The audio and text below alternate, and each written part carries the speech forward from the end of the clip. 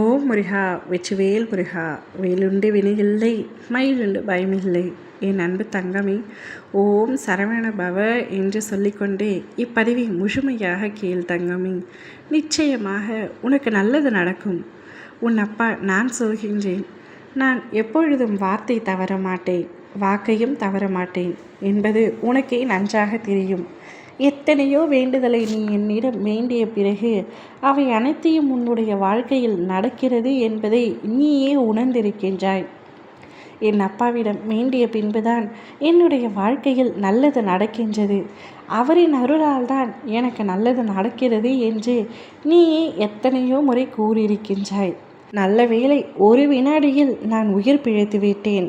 அனைத்தும் என் அப்பாவினால் தான் என்றும் நீ என்னிடம் கூறியிருக்கின்றாய்.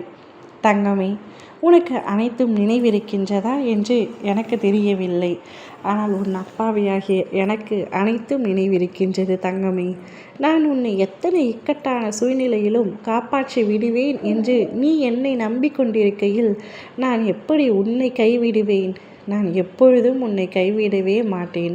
நான் எப்பொழுதும் உன்னை பின்தொடர்ந்து கொண்டே இருக்கின்றேன், உன்னுடைய அருகிலேயே இருக்கின்றேன் என்பதை நீ நிச்சயமாக உணரப்போகின்றாய்.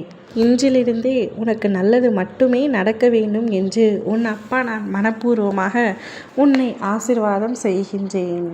இன்று வரை துன்பத்தை மட்டுமே சுமந்து வந்த நீ இனி இன்பத்தை அனுபவிக்கப் போகின்றாய். இனி உன்னிடம்தான் எப்பொழுதும் இருக்க போகின்றேன்.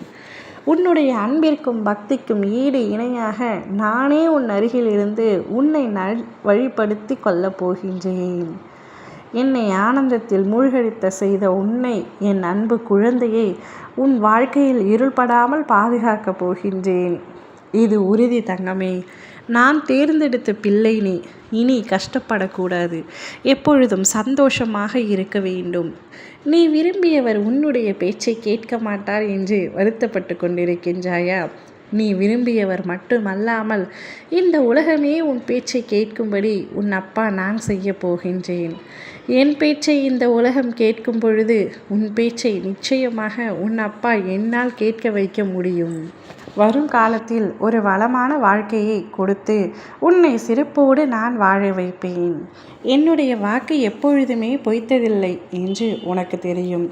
என்னுடைய ஆலயத்திற்கு தினமும் வந்து சென்று கொண்டிருக்கின்றாய். எப்பொழுதும் என்னையே நினைத்து கொண்டிருக்கின்றாய். என்னை நினைத்து கொண்டிருக்கும் உன்னை நான் எப்படி நினைக்காமல் இருப்பேன்? இனி நீ எது சொன்னாலும் நடக்கும்படி உன் அப்பா நான் உன்னை ததாஸ்து செய்கின்றேன். எப்பொழுதும் இனி என் பிள்ளை சந்தோஷமாக இருக்க வேண்டும் என்பதே என்னுடைய ஆசை. நிச்சயமாக அது நடக்கும். ஓம் முருகா வெற்றிவேல் முருகா.